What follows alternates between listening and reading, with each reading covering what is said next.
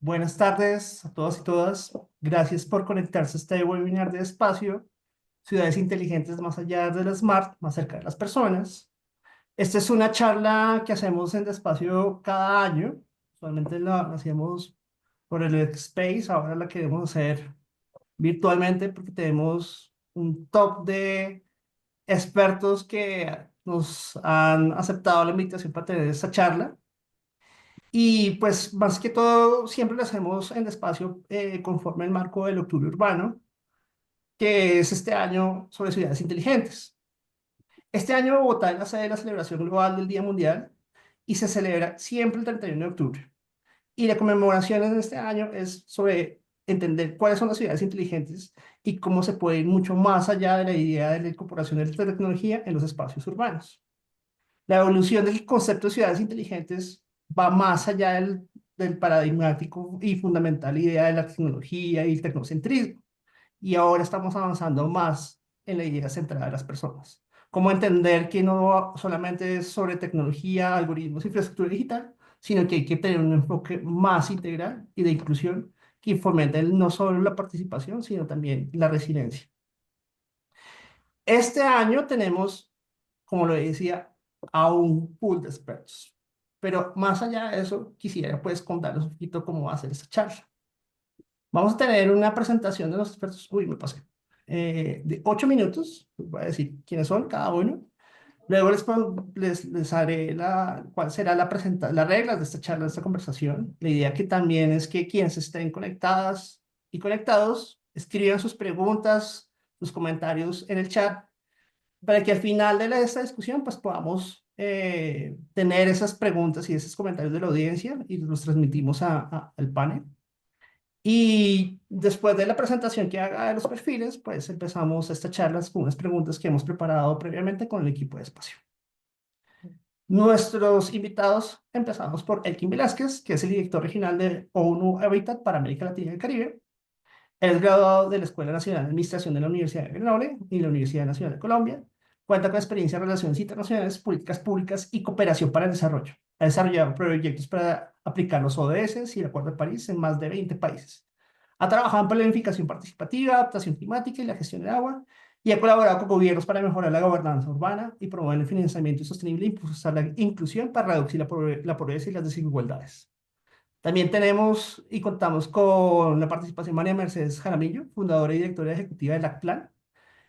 María Mercedes es arquitecta, urbanista, diseñadora de territorios con más de 20 años de experiencia en América Latina y Europa. Fue secretaria de Planeación de Bogotá entre 2021 y 2023. Lideró el POT Bogotá Reverdece entre 2022 y 2022 a 2035, nuestra Carta de Navegación y Planeación Urbana. Pero también ayudó a la construcción de la creación de la región metropolitana de Bogotá, así mismo como crear el sistema de cuidado y el sistema de transferencias monetarias en respuesta a la crisis de la pandemia. María Mercedes acaba de llegar de su Harvard como Law Fellow en el Graduate School of Design and Mason Fellow de Kennedy School of Government y también ha estado actualmente pues liderando estas iniciativas desde su organización para reconocer territorios urbanos, rurales y de América Latina hacia futuros más equitativos y regenerativos y en paz. También contamos con María Villate Gaitán, gerente de Asuntos de Gobiernos Políticas Públicas de Yango. María es abogada de la Universidad Javeriana con maestría en Derecho Logístico Portuario. Tiene más de 15 años de trayectoria trabajando con empresas multinacionales y startups. Y a lo largo de su trayectoria ha trabajado con multinacionales, temas de innovación, liderando proyectos de impacto de movilidad sostenible, telecomunicaciones y energía limpia. Uno de los retos y logros más destacados de María fue la implementación del sistema de bicicletas compartidas de Telbici y la puesta en marcha del puerto de Aguadulce de Buenaventura. Con María hemos venido trabajando bastante mucho, hace mucho tiempo, pero también es una conocedora de los temas de estrategia de comunicaciones estratégicas y gobernanza, pero asimismo en temas de innovación y tecnología. Y también contamos con Santiago Amador, gerente de Ágata, Agencia Analítica de Datos de Colombia. Santiago es magíster en Administración Pública de la Universidad de Harvard y magíster en Ciencias Sociales de Internet de la Universidad de Oxford. Actualmente es el gerente de Ágata, Agencia Analítica de Datos, y cuenta con más de 15 años de experiencia en políticas digitales, de las cuales se destaca su rol como gestor de la misión de transformación digital de la educación del Ministerio de Tecnología de la Información. Fue director del Instituto de Laboratorio de Innovación Política Pública de Bogotá de Vivo y también ha sido cofundador de muchas iniciativas como el DemoLab, del Gremio Colombia de Tech. Es profesor aliado al Berkman Klein Centro de Internet Society en la Universidad de Harvard, director de la Maestría en Innovación del área andina y ha sido asesor del Ministerio de Educación Nacional y de la Secretaría de Educación de Bogotá en temas de innovación educativa. Nosotros estamos muy orgullosos de tener este panel y un poco como de reglas de la charla es, vamos a hacer unas preguntas, yo voy a hacer las preguntas, pedir la palabra para responder la pregunta o después de que alguien termine para continuar la charla, escucharnos respetuosamente y así hablar respetuosamente y tratar de que cada una de nuestras intervenciones nos demoremos máximo 3 minutos para que tengamos o podamos abordar los temas. Arrancamos con la primera pregunta y, y empezamos diciendo cómo queremos saber o empezar por indagar cómo ha evolucionado ese concepto de ciudad inteligente y por qué la tecnología ya no es el único factor. ¿Qué métricas de sostenibilidad ambiental, energética, de movilidad o de inclusión social deben ser priorizadas para considerar unas ciudades inteligentes? Y pues esta pregunta, creo que una de las personas más indicadas en este momento es Elkin. Elkin, adelante. Camilo, mil gracias por la invitación. Me encanta este panel y compartir con María Mercedes, con María y con Santiago este intercambio de ideas. Eh, la, Me gusta además que lo planteas como una conversación, como si estuviéramos tomando un café, más que como exposiciones académicas o hipertécnicas. Am, Cuando estaba leyendo tu pregunta y ahora escuchándola de nuevo, se me vino a la cabeza cuando se hablaba de ciudades inteligentes desde el sector económico de la información y la tecnología y el mundo digital. Y yo me acuerdo que, y estoy hablando de hace 15 años y tal vez más, en ONU Habitat Tiene agua. Echa estábamos, agüita ahí. si pueden poner en mute, gracias, Juan.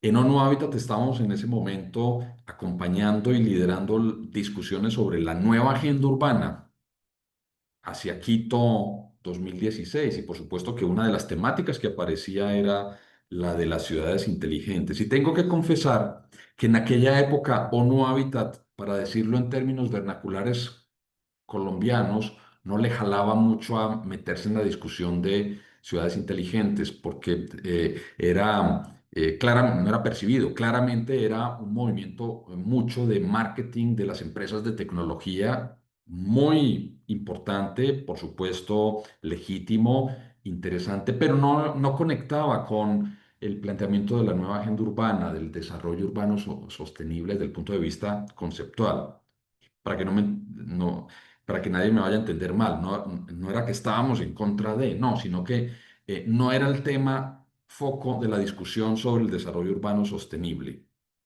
Y yo creo que básicamente el hecho se explicaba de manera simple, porque la concentración o el foco era la tecnología, no era el ser humano, no era la sociedad, no eran las soluciones.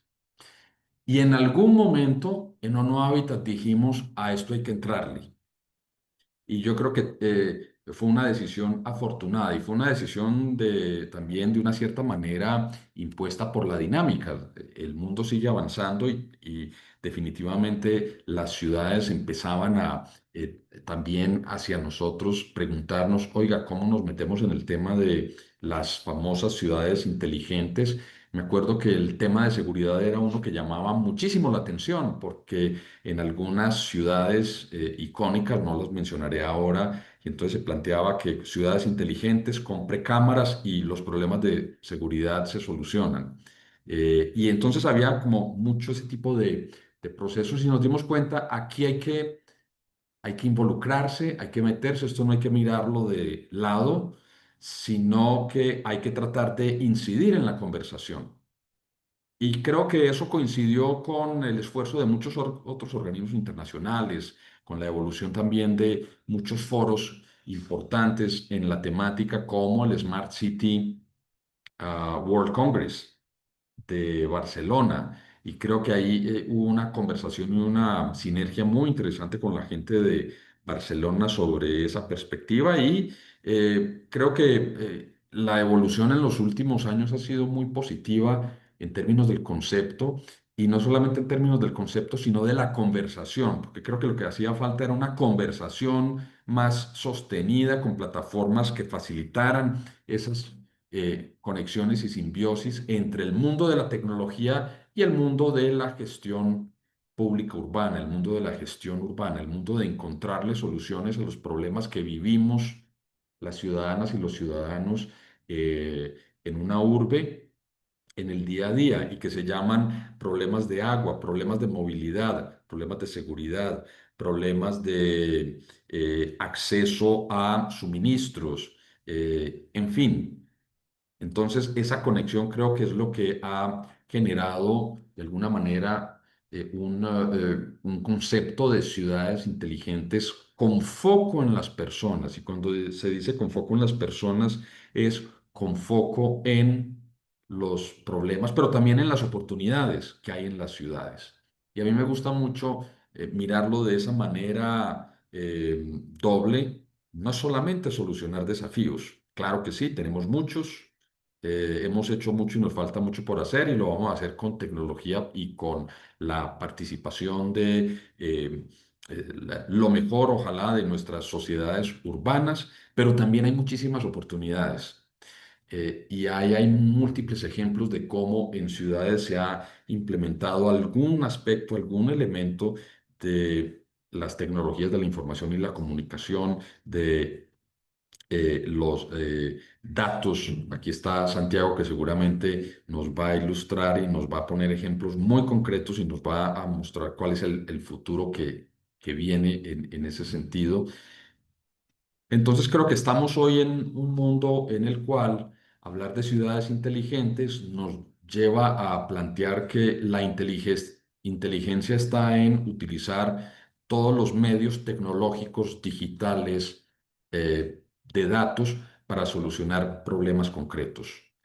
Y en eso están las ciudades hoy y en eso están los equipos de las administraciones municipales en muchos lugares del mundo. Y yo creo que eso es lo que necesitamos seguir construyendo, necesitamos seguir fomentando, necesitamos seguir consolidando. El Día Mundial de las Ciudades escogió el tema con la perspectiva de ciudades inteligentes basadas en las personas para solucionar los problemas de, o ayudar a solucionar, manejar, gerenciar, administrar los desafíos en la movilidad y el transporte, en la resiliencia, en la adaptación al cambio climático, en la conexión con el entorno rural o con el entorno ambiental de las ciudades. También, por supuesto, en el suministro de bienes públicos como el agua, donde sabemos que en la mayoría de las ciudades hay muchas áreas de oportunidad para disminuir las pérdidas menciono ese ejemplo, las pérdidas en todo el proceso de acceso al agua potable y entonces tener mejor tecnología bien calibrada, adaptada a las necesidades de cada uno de los sitios urbanos en el mundo y en cada sitio urbano a a los diferentes contextos que se presentan también al interior de la ciudad. Y eso me lleva a un punto adicional y es que vale la pena también entender que ese concepto hoy de ciudades inteligentes nos enfrenta a la necesidad de poner a conversar mundos muy asimétricos. El mundo de la tecnología, las soluciones sofisticadas, técnicas, pero también el mundo de el conocimiento vernacular popular sobre el territorio, el mundo de las soluciones que muchas veces eh, eh, surgen es de el conocimiento que la gente tiene de su entorno inmediato, de su contexto. Y se dice muy fácil, pero creo que ese es uno de los retos interesantes en nuestro mundo urbano. que tiene tantas asimetrías en el momento. Y en América Latina y el Caribe, eso sí que es cierto, y entonces necesitamos seguir avanzando en ese sentido. Eh, Solo para terminar esta primera cosecha de planteamientos y de mensajes, allá afuera o aquí adentro, porque estamos en el Día Mundial de las Ciudades, pero cuando vamos a la COP30, la discusión climática, al Foro Urbano Mundial, a los grandes encuentros, también se comienza de alguna manera a catalizar la idea de que la ciudad inteligente es aquella que es capaz de encontrar soluciones a las temáticas en general ambientales, a las temáticas energéticas, a las temáticas de movilidad, a las temáticas sociales, a las temáticas de acceso al trabajo, a las temáticas de los servicios sociales tradicionales, salud y educación. Entonces, creo que eso es positivo, pero al mismo tiempo también nos dice que al parecer hay como una tendencia a volverlo otra vez un tema genérico. Y entonces yo ahí pongo de alguna manera como una pregunta, un question mark, y es si será que hay que llevar ciudades inteligentes centradas en las personas como a otra vez una perspectiva tan genérica que entonces de pronto nos hace perder la especificidad. Y entonces me devuelvo.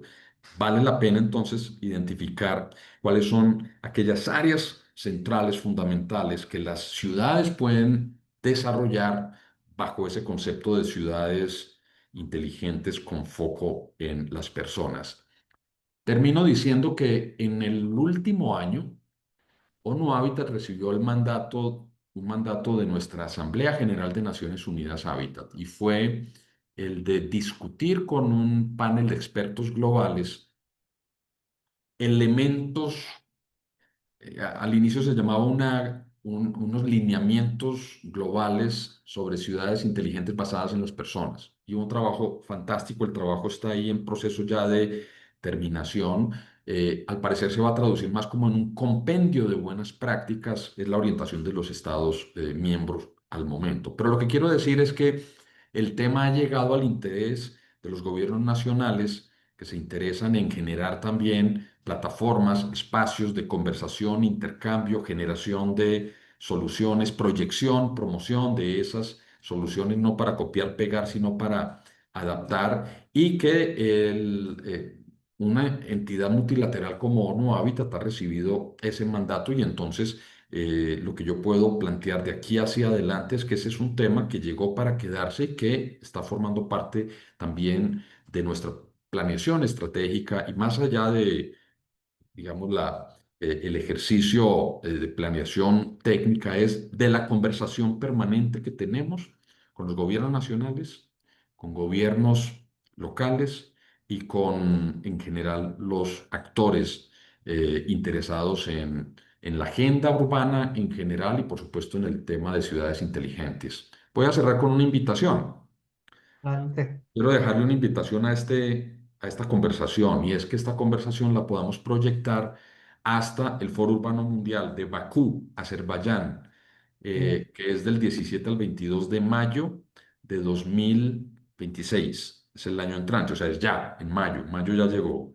Yo acabo de llegar a Colombia y ya vi que están en diciembre desde esta época. Entonces, que podamos llevar esa conversación allá, pero no solamente como una conversación, sino con la idea de que también de la experiencia y las experiencias bogotanas y colombianas puedan surgir propuestas de conexión con experiencias de otras partes del mundo, plataformas para seguir construyendo soluciones y proyectando este mundo que por supuesto es absolutamente fascinante y, dicho sea de paso, necesario para seguir avanzando en el desarrollo urbano sostenible.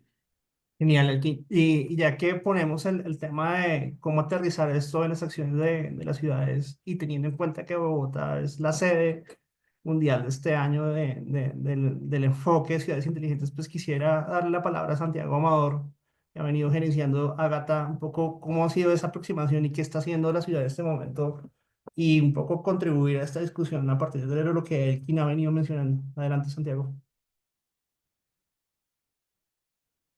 Estás muteado. Bueno, Ya. primero muchas gracias por la invitación a hablar de ese tema. Yo hoy tengo que hacer primero un disclaimer chiquito y es que ciudades inteligentes es muchas cosas y para muchas entidades es una cosa, no digo distinta, pero complementaria, digamos.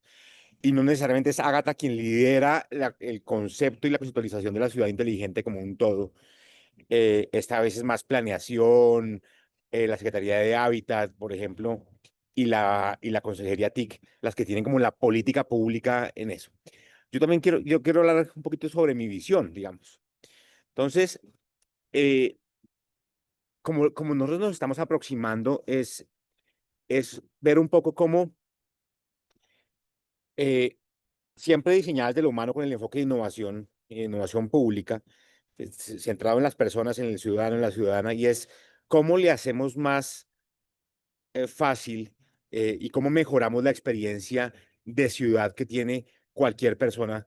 Y ahí sí tenemos que ser muy cuidadosos de no excluir, porque muchas veces la ciudad inteligente de la movilidad, la ciudad inteligente a veces de, sí, sí, de la mayoría de cosas de las que se hablan, terminan favoreciendo más a unos que a otros y tenemos que plantearnos desde el inicio un modelo de ciudad inteligente que incluya a todos. ¿Sí? Y que mejore la experiencia para todos.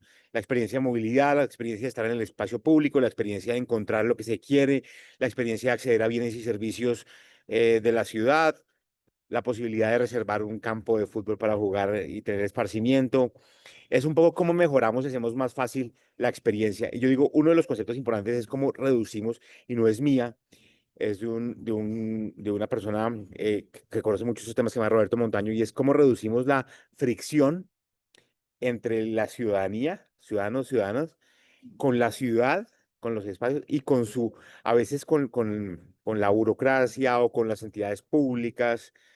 Y reducir la fricción, vuelvo a digo, es, por ejemplo, en un momento dado, pagar el parqueo en vía más fácil, aunque ese no es el único, encontrar una biblioteca, poder sacar un libro. Y si se dan cuenta, muchas de las cosas que están, puedes sacar un libro de una biblioteca, por ejemplo, para hacer tareas, eh, no es solo, a ver, el concepto de ciudad inteligente, yo no lo veo solo para aquellos servicios específicos de la infraestructura urbana propiamente dicha, como movilidad específicamente, o el manejo de las basuras, sino en general cómo las instituciones a través de sus espacios físicos prestan servicios. Y por eso yo lo incluiría en cómo sacar libros de una biblioteca, cómo reservar una cancha de fútbol en cualquier barrio, eh, en fin, todos los servicios, digamos, enfocados en la ciudad. Lo otro es que quería decir es que desde una perspectiva muy técnica, la mayoría digamos, de servicios de esa ciudad inteligente requieren, y sé que me tengo que demorar 3 minutos, perdón, corro, eh, requieren de varias capas. Una capa de generación de datos, ¿sí? Y de recolección de datos. Y muchas veces por eso en las ciudades inteligentes se habla de los sensores. Los sensores no tienen que ser exclusivamente un sensor de, no sé, un sensor de ruido, ese es uno. Puede ser una cámara que muestra la afluencia de un grupo de personas, perdón, de un grupo de vehículos en un cruce. Puede ser una cámara que muestra cómo entra, perdón, cómo sale de la cocina el plato de la alimentación escolar y cómo entra y cómo analizo cómo sale y cómo entra el plato, es decir, pues para ver cómo está el plan de alimentación escolar. Todo eso son sensores, ¿no? Todo eso son sensores. Yo llamo sensores convencionales y no convencionales. Hay que hacer muchos de los no convencionales porque los no convencionales tienden a ser más inclusivos que los convencionales. Entonces, primero, un sensor eh, que tiene una infraestructura de conectividad específica, de capacidad de recolección de datos. Después, un modelo de analítica de datos. Y el modelo de analítica de datos es el más importante, porque el modelo de analítica es, según lo que yo quiero hacer en la ciudad, según cómo yo quiero mejorar la experiencia, qué sentido me hacen esos datos y qué preguntas le hago a esos datos. Ese es el modelo. Y después, un agente de inteligencia artificial que toma una decisión. Por ejemplo, una luminaria que nos cuesta muchísimo. ¿Cómo hago yo para que, si sé que en una hora específica no está pasando gente por distintas razones, porque tengo un sensor de que no hay gente en el lugar, por ejemplo, histórico y ahora, eh, ¿cómo hago para bajar la intensidad para que ilumine la mitad por un momento mientras no está pasando nadie en una hora específica de la noche? Por un momento. ¿Y eso cómo nos ahorra? Entonces, el agente de inteligencia artificial toma la decisión de bajar un poco de bajar un poco la intensidad. Y eso se vuelve entonces muy importante. Entonces, ¿qué quiero decir con esto? Que, que pues necesitamos distintas capas para volver una ciudad inteligente, pero lo más importante es tal vez el modelo de analítica de datos, que es la pregunta de política pública que nos hacemos, que queremos que ese sensor de datos nos arroje unos datos y tomar una serie de acciones, ojalá en tiempo real. Entonces, ese es un poco eso. Y la última que quería decir, pero tal vez en la siguiente pregunta quiero hablar del tema del gemelo digital, y es que para tener una ciudad inteligente tenemos que hacer unos pasos antes. No podemos irnos hasta allá sin hacer unos pasos antes, y tal vez en la siguiente pregunta aprovecho para hablar de esos elementos. de- Ahí María levantó la mano y siéntese en la libertad. María Mercedes y María Villate también levantó la mano. Entonces, acá que María Oh, Villate levantó la mano, entonces adelante. pues perdón, meter la mano, pero es que estaba que me hablaba. Bueno, un honor y qué lujo compartir este panel con Elkin, con María Mercedes, con Santiago y un saludo a todos los que están aquí acompañándonos. No, yo la verdad lo que quería era precisamente intervenir, pues cuando Santiago empezó a hablar de todos estos agentes y estas herramientas.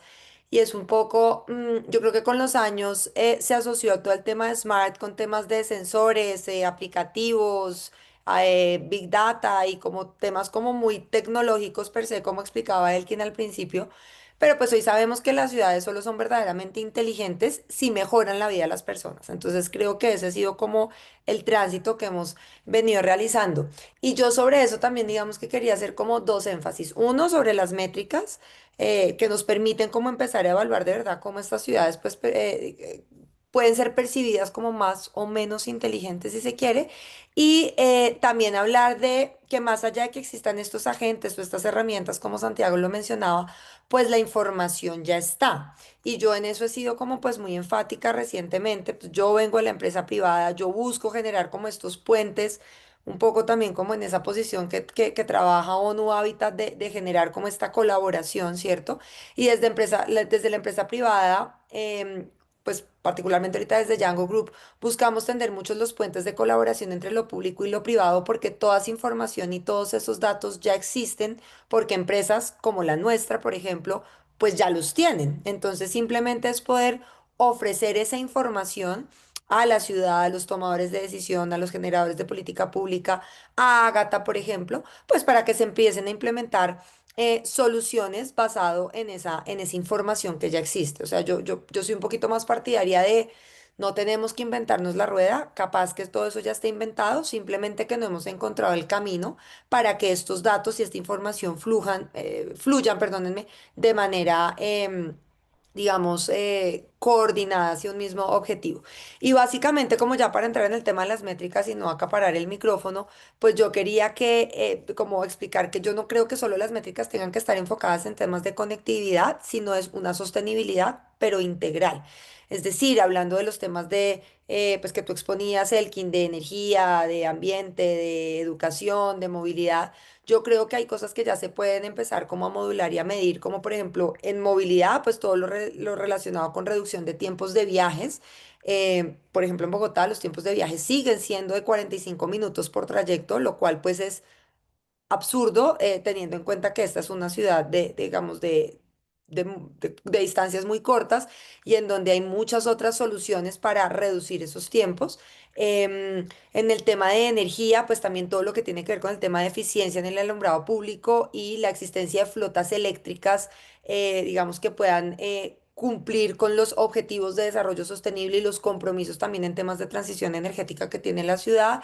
Y en temas de ambiente, pues por supuesto todo lo relacionado con temas, no sé, de calidad de aire, huella de carbono y espacio verde per cápita, pues que de todos modos son temas que sí están en la agenda, pero que no sé qué tanto estamos como que empezando a medir y empezando a buscar cumplir. Las agendas, digamos, programáticas y los compromisos que tiene la ciudad son aún, están muy encima, o sea, el 2030 está allá y me acuerdo mucho con Camilo que estábamos en un proyecto trabajando para todo el tema de transición de vehículos eléctricos y es que esto es a la vuelta de la esquina. Entonces, ¿cómo estamos teniendo en cuenta estas métricas? Pues como para cumplir con esos objetivos.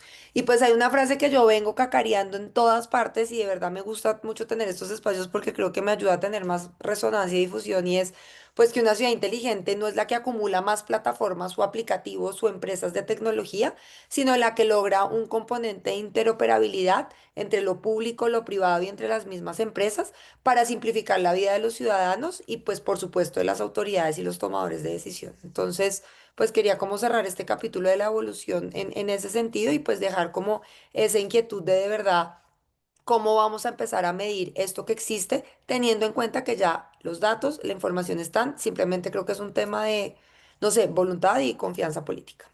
Bueno, ahí yo me metí y me gustaría escuchar a María Mercedes desde su experiencia también y salir un poco de lo técnico, datos, plataformas, que si bien es muy importante y más que hace parte de nuestras dinámicas actuales de vivir, planear y organizar la ciudad.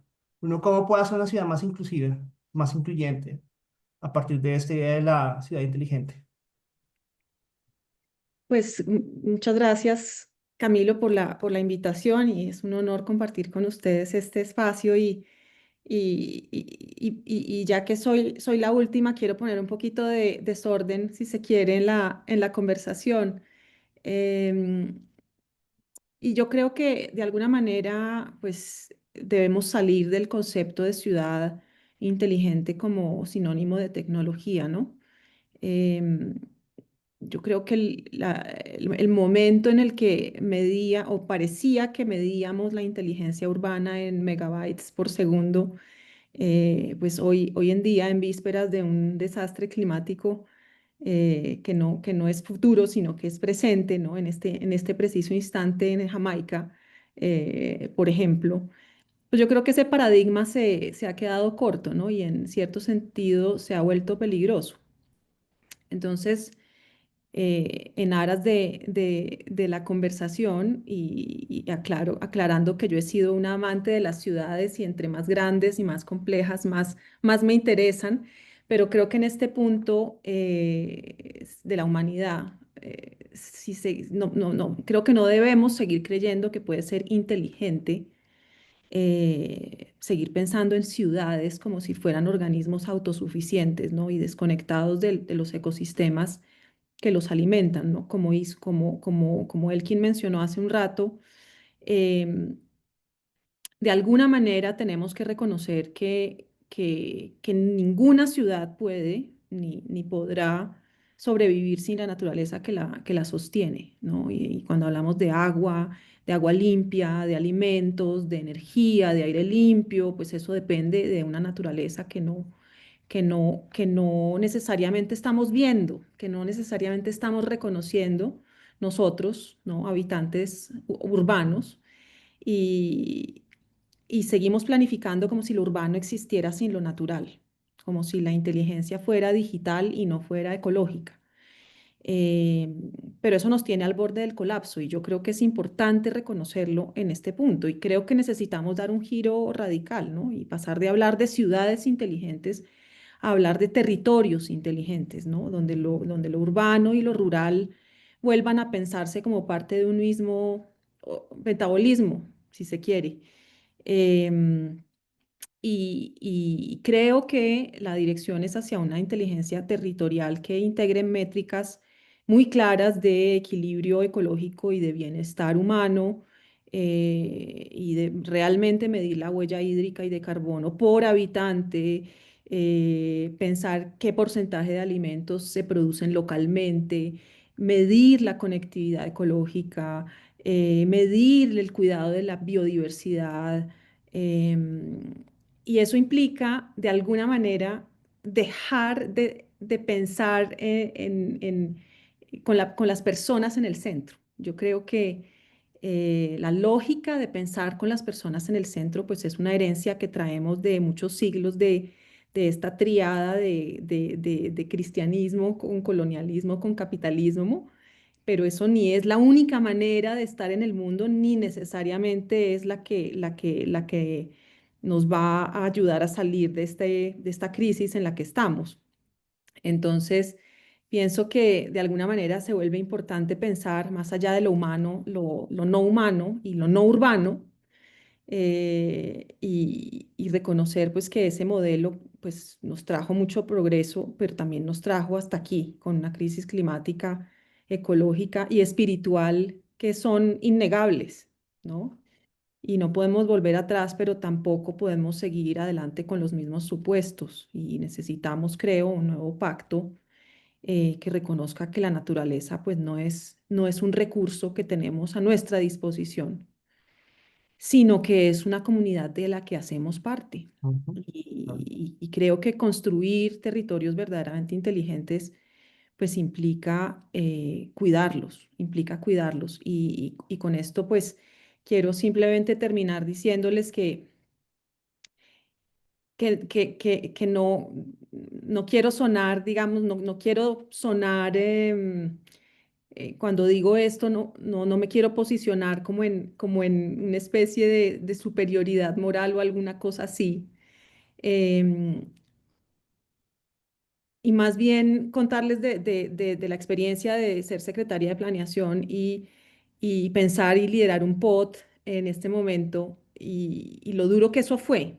Eso fue, creo que ha sido de las cosas más trascendentales en mi vida personal y profesional, y de las más duras y de las más transformadoras, pero quiero explicar un poquito por qué. Y es que de alguna manera ese liderazgo de ese plan de ordenamiento territorial fue esencialmente tres conversaciones simultáneas. Una conversación en el Consejo Distrital, muy mediada por las nuevas tecnologías de comunicación digital y demás con sus lógicas, ¿no? De inmediatez, incompletitud, si se quiere, en la que de alguna manera había más ruido que diálogo, una conversación que fue muy difícil y de alguna manera muy poco fructífera, muy estéril, pero al mismo tiempo había dos conversaciones absolutamente transformadoras, no solo del POT, sino de mí misma. Una conversación con las mujeres, con las cuidadoras de esta ciudad, que en ese punto habían pasado de ser 800.000 a ser 1.2 millones en época de pandemia, ¿no? De cuidadoras full time. em, y una conversación con la comunidad muisca de Bogotá.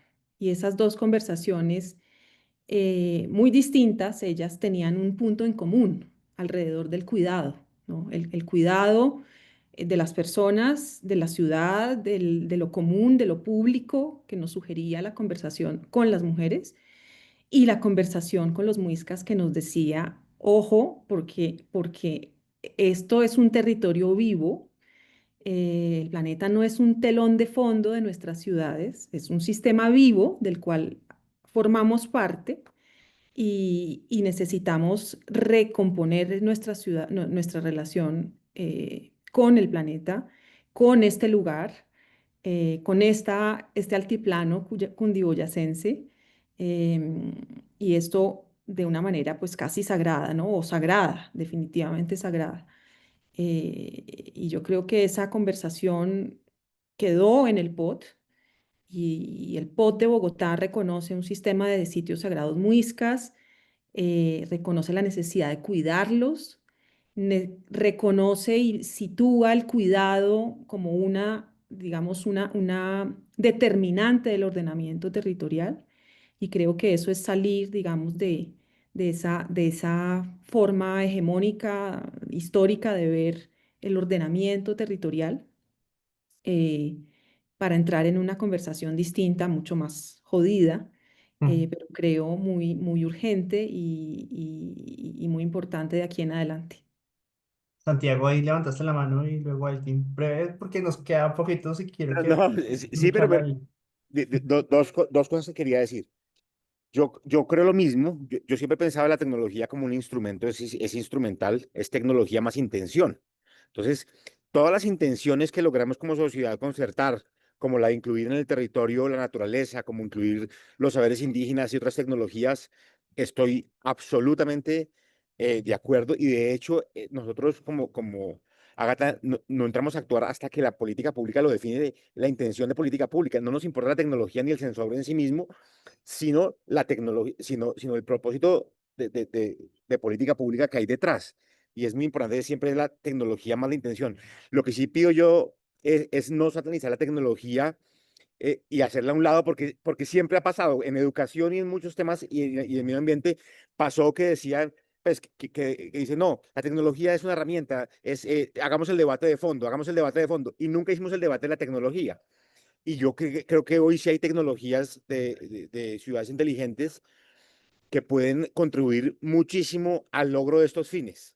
Y yo invitaría a combinar las dos cosas, tecnología más intención en este caso, digamos, y las intenciones que nos pongamos como sociedad. Las manzanas del cuidado fueron un ejemplo increíblemente importante. Manzanas del cuidado articularon los servicios, pero imagínense ustedes articular 27 servicios para las mujeres sin el uso de la tecnología. ¿Qué pasaba al principio? Cada mujer tenía que llegar, llenar 27 formularios, uno por cada entidad que tenía, porque no interoperaban por detrás. Muchas veces llenaban planillas que se quedaban en cajas y para poder acceder a una clase de aeróbicos tenían que llenar y se demoraban media hora llenando las mujeres el registro y perdían media hora de clase. Entonces, la tecnología al servicio siempre de lo humano, sin duda, pero yo creo que es momento de decir tecnología en serio al servicio de lo humano. Elkin, La conversación me genera reacciones que van más allá de notas que tenía por acá. Y hay dos puntos aquí, después de escuchar a María Mercedes y Santiago, que me surgen. Uno, eh, creo que era Santiago que mencionaba que al final del día estábamos hablando de la reducción de la fricción entre ciudadanía y los sistemas y las ofertas urbanas. Como en el ejemplo ahora de las mujeres cuidadoras. ¿Cierto? Se reduce el tiempo, de comillas, la fricción, utilizando la tecnología. Pero entonces aquí hay un punto muy importante. Resulta que esa fricción no es la misma para cualquier persona en una ciudad, en nuestras ciudades asimétricas. Hay un tema de acceso o mejor, de reducción de la distancia entre la necesidad y esa tecnología que permite resolver un problema. Entonces hay un tema también de equidad en términos en la ciudad inteligente. María Mercedes, solo por ahora diciendo ciudad inteligente, tiene que ver algo con tecnología, pero no solamente. Hay un tema también de equidad. Cualquiera sea la definición, es importante abordarlo desde la perspectiva de equidad. Y la perspectiva de equidad acá tiene que ver con acceso en conocimiento, en acceso a los datos, en infraestructura. Y todo eso me lleva también a recordar que en algunos momentos hay ciudades que nos han abordado para preguntarnos, oiga, ¿qué ciudades del mundo están desarrollando infraestructura pública para los datos? La infraestructura de fibra de vidrio, por ejemplo, llevada a todos los barrios para que tengan acceso fácil a datos, o Starlink para barrios desconectados o para zonas no conectadas. Entonces también ahí hay creo yo, un deber de política pública, o cuando menos una reflexión necesaria de política pública, y es cómo asegurar que las comunidades que hay en un territorio urbano o en un territorio urbano rural tienen acceso a los datos, es decir, se reduce al mínimo posible esa fricción. Y creo que ese es un tema bien importante. Y a esa ciudad colombiana le respondíamos que mirara los modelos que hay, por ejemplo, en Suecia. En Suecia, donde la infraestructura de comunicación de datos de fibra de vidrio es como si fuera el sistema de acueducto que es público. Y resulta que hay países de la región donde toda esa infraestructura no es pública. Y entonces también desde ahí aparecen distorsiones a la hora de garantizar el acceso de las personas. Entonces creo que hay un tema de reflexión para América Latina y el Caribe. La conectividad, si se ve desde la perspectiva de servicio público, también conlleva una serie de decisiones que las ciudades pueden tomar para mejorar la calidad de vida y generar ese acceso. Y María Mercedes, qué profundo lo que has planteado, qué profundo lo que has planteado, y esa perspectiva, por supuesto, de que la ciudad tiene que mirarse, pensarse, proyectarse como un acuerdo o en conjunto con su entorno, el entorno que le presta servicios ecológicos y ambientales, servicios de seguridad alimentaria, pero también ese entorno se beneficia de tener a la ciudad, mejor a la población concentrada en una perspectiva densa. Desde hace rato en la nueva agenda urbana dijimos es muy importante para el medio ambiente y para los procesos de adaptación al cambio climático seguir trabajando para que la ciudad sea compacta, porque la ciudad dispersa lo que hace es consumir el suelo rural, consumir el suelo que se puede dedicar a otros usos que forman parte de la sostenibilidad. Y todo eso se puede beneficiar, y aquí estoy pensando en vidas anteriores, de qué tanto podemos conectar el uso de algunos dispositivos, Santiago hablaba de sensores, con las comunidades que están en los territorios para también tener acceso a más datos. En realidad, hay todavía un área de oportunidad muy grande para tener más conocimiento de nuestros ecosistemas a través de datos captados por las comunidades. En Brasil yo estoy viendo a los indígenas utilizando dron para ir a medir y ver cómo es que está su resguardo, su territorio. Entonces creo que también hay que ir más allá de la mitología tradicional y todas las comunidades tienen la posibilidad de utilizar unas herramientas, son herramientas, pero que permiten alcanzar o lograr unos fines últimos, unos objetivos de inclusión, calidad de vida y por supuesto con una perspectiva, creo yo, y yo insisto, haría nuestras las palabras de María Mercedes en una perspectiva de territorios inteligentes, con esa lógica, y agregaría que combinen el conocimiento sofisticado nuestro con también los saberes vernaculares ancestrales. La inteligencia artificial con la inteligencia ancestral, podría uno decir. Gracias, Camilo. Yo me Fíjate, voy a tener que retirar sí, en algún momento de manera muy maleducada, apagando la cámara, pero les quiero agradecer y sobre todo expresar que ha sido absolutamente grato compartir esta conversación con ustedes. Elkin, gracias. Muchas gracias por su tiempo. Y hasta luego.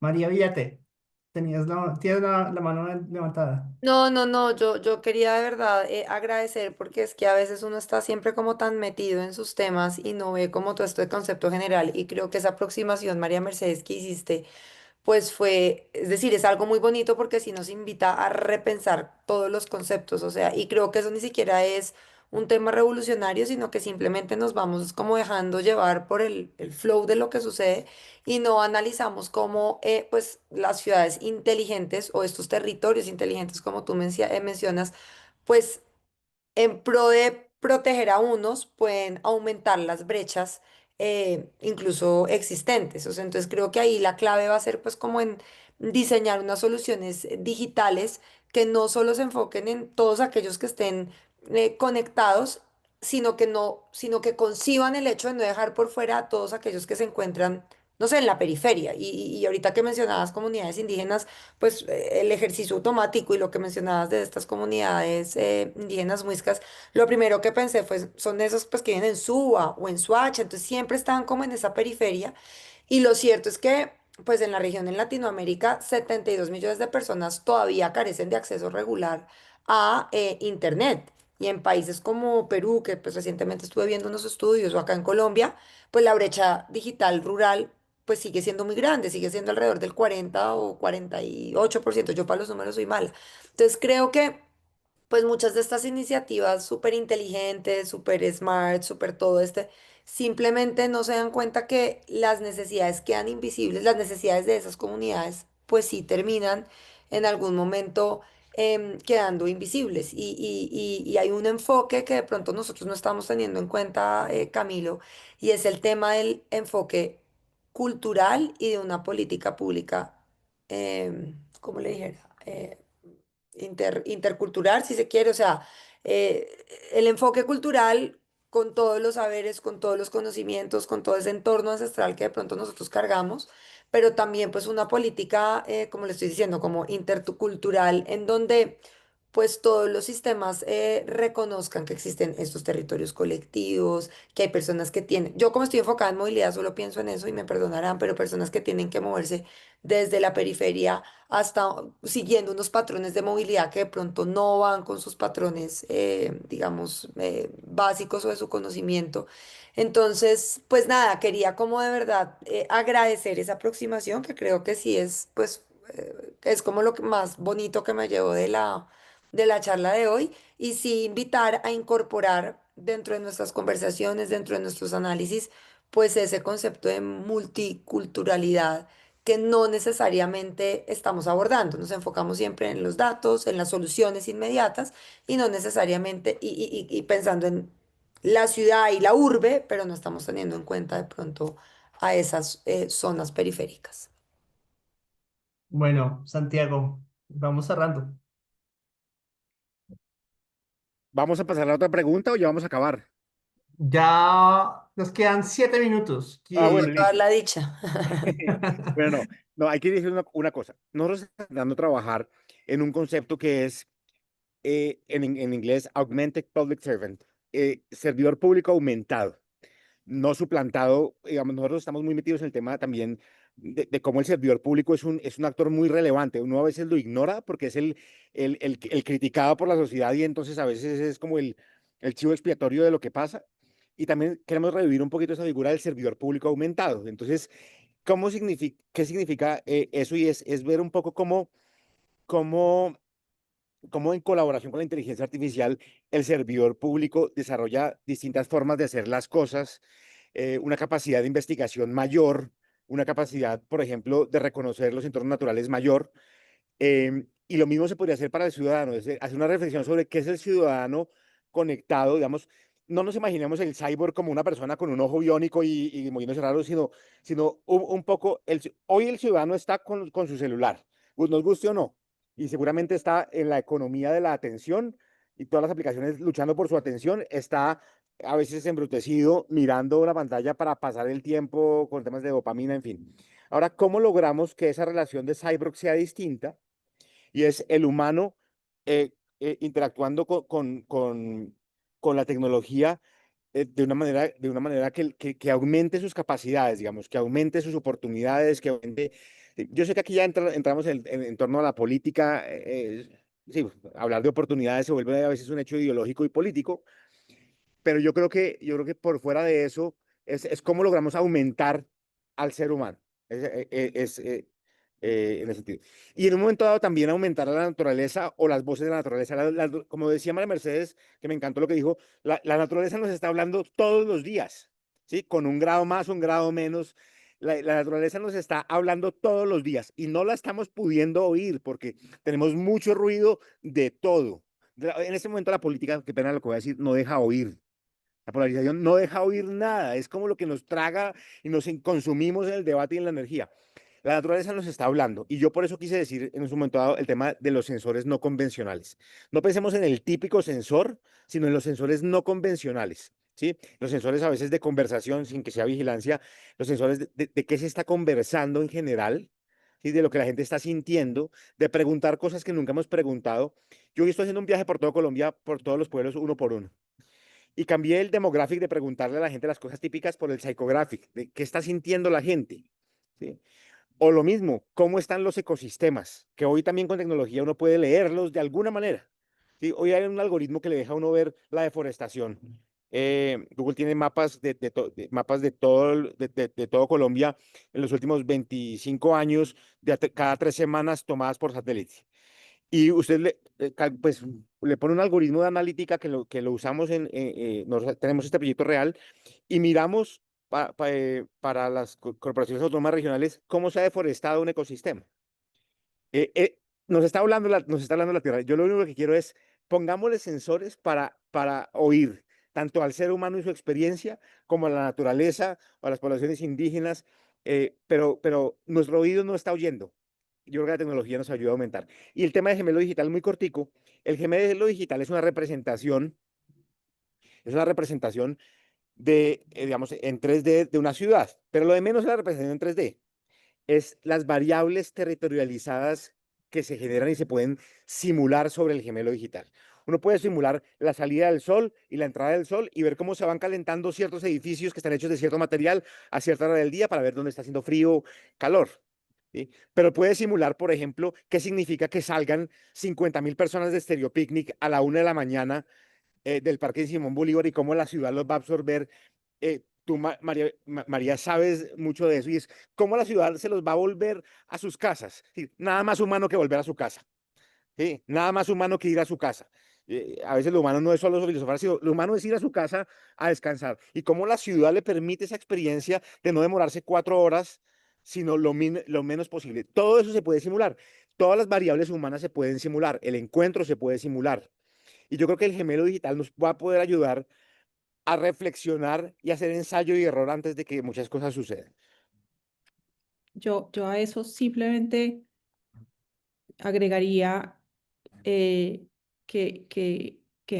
la resiliencia, digamos, no podrá ser urbana, ¿no? Será territorial o no será, ¿no? Las ciudades no sobreviven aisladas y por eso creo que el diseño urbano y el ordenamiento, que han sido mis pasiones y las ciudades, digamos, que ha sido mi gran pasión, em, pues ordenarlas no debe servir para reconstruir después del desastre, ¿no? Sino para prevenirlo antes de que ocurra.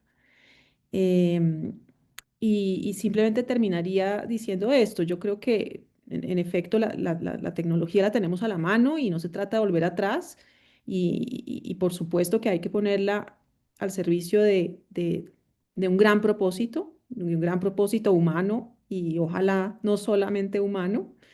Em, pero eso solo será posible simplemente para ponernos a nuestra escala, digamos, de Colombia. Eso solo será posible si logramos resolver la única crisis que está realmente en nuestras manos resolver hoy, ¿no? Como colombianos, creo que es una crisis moral e identitaria. Y yo creo que tenemos que preguntarnos realmente quiénes somos y qué queremos ser y qué significa ser humano en el siglo XXI en un país habituado demasiado a la guerra, ¿no? A la ilegalidad, a la desconfianza, ¿no? ¿Cómo podemos realmente reconciliarnos y construir una resiliencia auténtica que sea territorial, que sea basada en el cuidado y que reconozcamos que al final es el cuidado, ¿no? Del planeta en particular, de las personas además, pero del planeta en particular,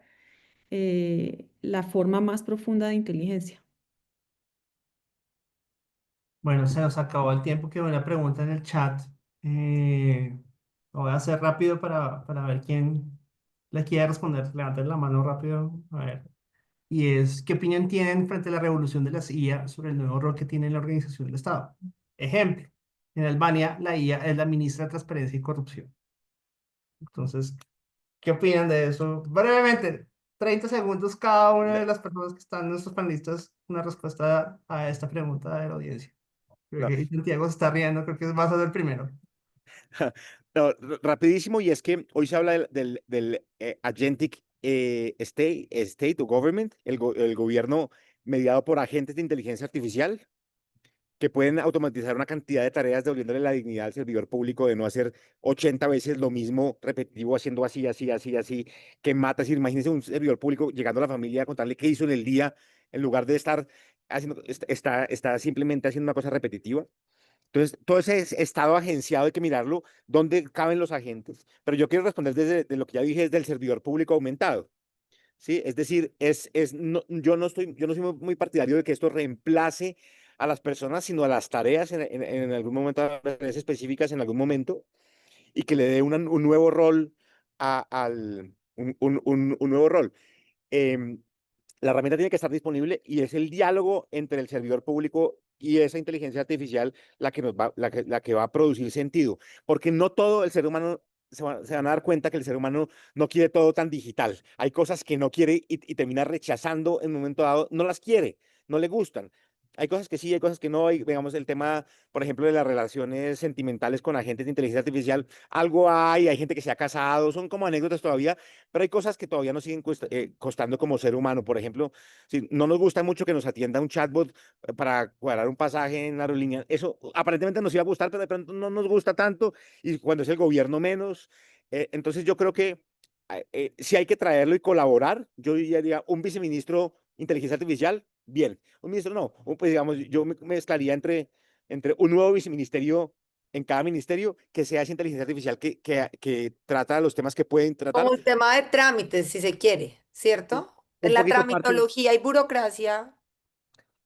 exacto, pero hay mucho juicio, digamos, el tema de la política de corrupción, yo no se le delegaría a la inteligencia artificial. El detectarla sí, pero la política específica, la política pública y el debate de eso, yo no todavía no extraería al ser humano de esos debates, y mucho menos, por ejemplo, al profesor, ¿no? De acuerdo. No, yo como para sumar, y ya dejo que María Mercedes cierre porque ella seguro tiene un cierre espectacular para esto. Em, no, por supuesto, el caso de Albania pues es muy interesante, pero yo creo que el reto real ahí está en el tema de gobernanza de datos y la ética alrededor de los algoritmos que se desarrollan. O sea, yo creo que esos son como las dos, los dos como componentes. Yo estoy de acuerdo en de pronto conformar un sistema híbrido y ver eso cómo se va explorando, pero lo cierto es que la inteligencia artificial pues no va a reemplazar al Estado, sino que lo va a hacer, de pronto va a ayudar a hacerlo más, no sé, transparente, eficiente, el tema de la detección de lo que tú mencionabas en temas de corrupción o ese tipo como de situaciones. Entonces, em, yo lo que creo es que se puede desarrollar un componente híbrido y segundo, se tiene, y qué pena lo cantaletosa, pero es que lo vivo y digamos, lo resiento mucho, y es el tema de la confianza del público y el privado. Es decir, si no hay una confianza en la información que el privado puede otorgar al público para una toma de decisiones, pues entonces vamos a preferir, por ejemplo, confiar en la inteligencia artificial o en personas y empresas que todavía están basándose en esa información, en esa tecnología y en esos datos para tomar las decisiones. Entonces, quería como reformular un poquito la pregunta, como hacia ese dolor particular que pues al menos yo tengo. Pero sí, ese tema de Albania creo que ya es un poco demasiado Extremo. elevado. Sí, sí. Bueno, No, yo, Mercedes, yo terminaría simplemente diciendo que, o sea, yo por supuesto que creo en la utilidad de los gemelos digitales y también creo en la necesidad y la urgencia de tener ayudas de la inteligencia artificial para aumentar al servidor público, como decía Santiago. Habiendo pasado por el servicio público, sé lo importante que eso es hoy en día. Pero también creo que es importante, o tal vez pensando con el deseo, yo quiero creer que la inteligencia del futuro no será digital, sino relacional, ¿no? genial. Muchas gracias a nuestro panel de expertos y expertos. O sea, me gustaría tener un poquito más de tiempo. Yo que sé que podríamos seguir charlando mucho más tiempo. Esto nos aborda una cantidad de temas. Quiero resaltar un par de puntos que me parecieron muy importantes. Pues el punto de María Mercedes, entender que hay que entender a las ciudades inteligentes más desde una inteligencia del territorio. Entenderlo también, incluso que nos va a ayudar y la tecnología, impartiendo un poco de la aproximación de Santiago e incluso de María, la tecnología es un medio y un instrumento para ampliar nuestro entendimiento, nuestra capacidad de acción, la capacidad incluso de poder planear y detectar cosas con anticipación, pero incluso a entender la crisis climática, como bien lo señalas, María Mercedes. Y hay un punto también importante que también señalaba Elkin, que me parece genial, y es la inclusión y la accesibilidad. Nuestras ciudades, y especialmente las latinoamericanas, son ciudades inequitativas, son poco accesibles en muchas formas, y siempre pienso yo, eso ha sido como mi obsesión también trabajando en las cosas de ciudad y en todos los temas, es cómo generar uno más equidad, cómo uno genera más accesibilidad en todos los niveles, de información, de acceso a servicios, de oportunidades, de acceso a un buen territorio, la posibilidad o la capacidad incluso de transformar el territorio para mejorar la calidad de vida. Porque muchos hay unas asimetrías, no solo de conocimientos, sino también de efectos negativos que tiene el cambio climático, que hay unas comunidades más vulnerables que otras, incluso por eso. ¿Cómo usamos la tecnología y cómo hacemos más inteligente a las ciudades y a los gobernantes y que los que estamos ahí trabajando y los que estamos también de ciudadanos en función de esto?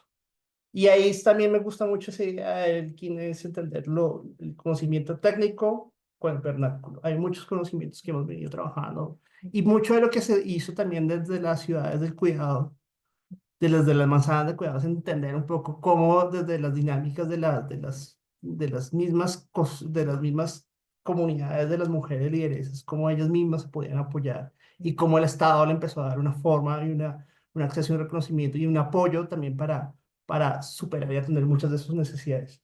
Y con María lo hemos visto también cómo se puede trabajar mucho en los datos y la accesibilidad de la colaboración, no solo en transporte, sino también en acceso a información. Y para cerrar, hay un punto que me parece importante, ya hablando un poco de las IAs y un poco de lo que hablaba Santiago, y lo que decías María también es, María, las dos Marías es uno como que la confianza con los datos y cómo se tienden esos puentes entre lo público y lo privado. ¿Qué vamos a hacer nosotros como ciudadanos? ¿Qué vamos a hacer como tomadores de decisión? ¿Y qué tipo de herramientas estamos construyendo?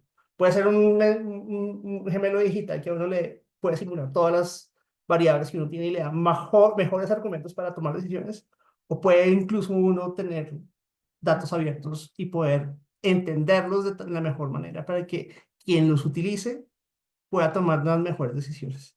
Y ahí está el tema de cómo tomamos las geometrías y las equidades de información. Incluso las ciudades inteligentes deben trabajar mucho sobre eso. Esos son como los puntos donde quería hacer mucho énfasis de todo lo que ustedes dijeron.